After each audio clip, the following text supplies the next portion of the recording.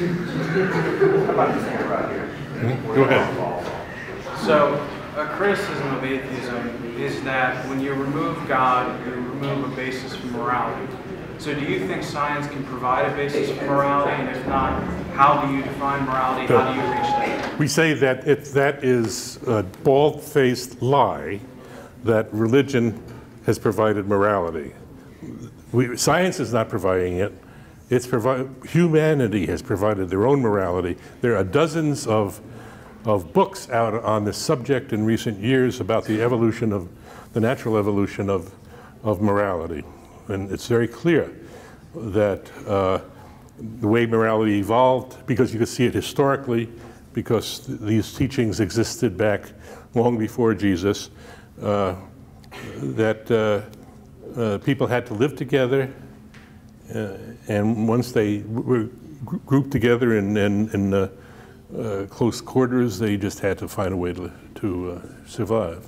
Now, again, I'm not an expert in that, but that's the story that I read. To touch on that, but there's no like universal morality that has like evolved. If you compare like cultures, like their moralities aren't going to match up. There's going to be pretty big chunks of even on issues like when it's alright to kill somebody, like those moralities don't match up. So, in touch with kind of what Nathan was saying about it goes against the scientific method, it's kind of like muddling science and making it into a religion with no science involved in what I'm talking about. Oh, but you said kind of no. But let me say, you use the term universal morality, or presumably you mean the same thing of absolute morality and so on. If there was such a morality in the universe, built into the universe somehow, then didn't come from God, because God would have to follow that as well, you see. Yeah. So you can't win that argument. Two questions, one for each other. What existed before the Big Bang for you? Hey, you got a question.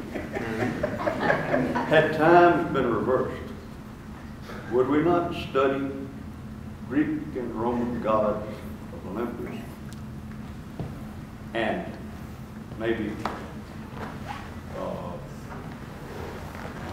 Judeo-Christian mythology? Okay. The universe came from nothing, but nothing can be defined pretty well mathematically now. There's a model that I describe in some mathematical detail in my book called the Comprehensible Cosmos, but I didn't invent the model. It goes back 20 years to Hawking, Stephen Hawking, and one of his collaborators. And it's a model in which the universe undergoes a natural process called quantum tunneling from a previous universe that existed in the past.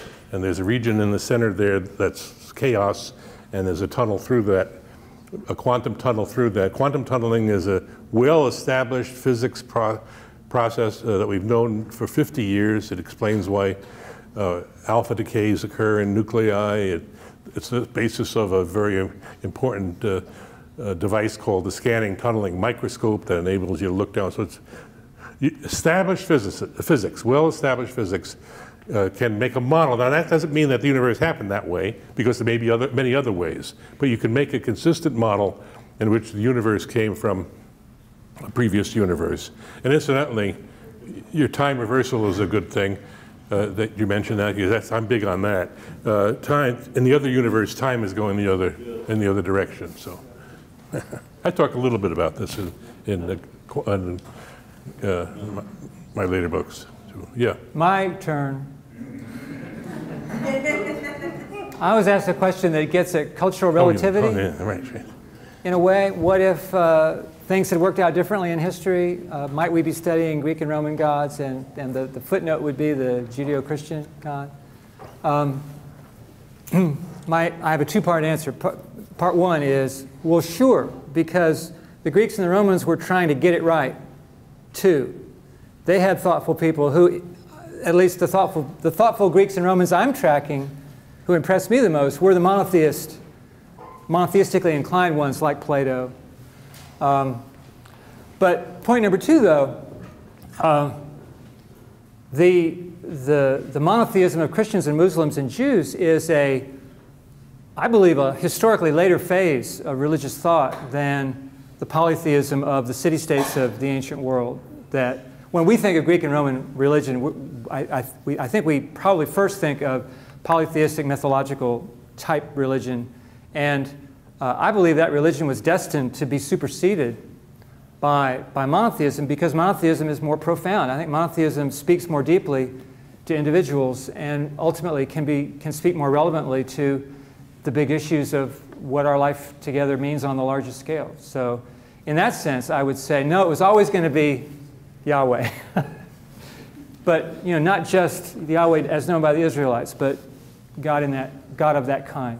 It's kind of interesting, though, to note that polytheism was, there were no crusades or inquisitions or holy wars in polytheism because all the gods were accepted. And if you invaded another city, that city would adopt your gods, but you still would let them have their gods. And that was common throughout the ancient world. And it was only until Christianity took over the Roman Empire that you had these atrocities beginning, because in polytheism you have only one choice. Either you believe the God that the people in power tell you to believe, or death. That's the only choice. Excuse me, the Romans did not commit atrocities before the Christianization of the Roman Empire? Of course there were atrocities, but what I'm saying is there wasn't any holy crusades, there weren't any inquisitions. That type of religious atrocity is what I'm talking about. Sure, people are always killing each other. That's not what I'm referring to. Lady in the back. So I hear the fine-tuned universe argument a lot, and I don't like your opinion on the idea. Is it possible for there to be is a universe that's less fine-tuned for humanity or life in general even possible? Yeah.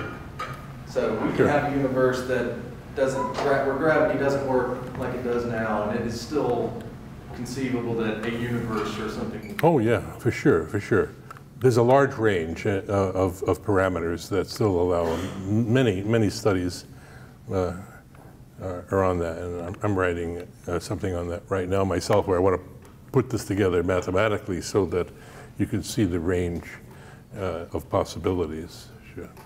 And notice I've never mentioned anything about multiple universes, and but if you were to ask any cosmologist today about multiple universes, almost to a person, they're going to say, oh yeah, there almost has to be multiple universes. There are no reason for there only being one universe. That's a very unparsimonious assumption to assume that there's only one universe. What was the name of that paper? What was that? The prayer experiment that you published? Is what? The name of the paper with the prayer experiment that you published? Well, I'm sorry, you're talking about fine-tuning? No, I was wondering what the name of the paper you published about the prayer experiment. Where the people would pray.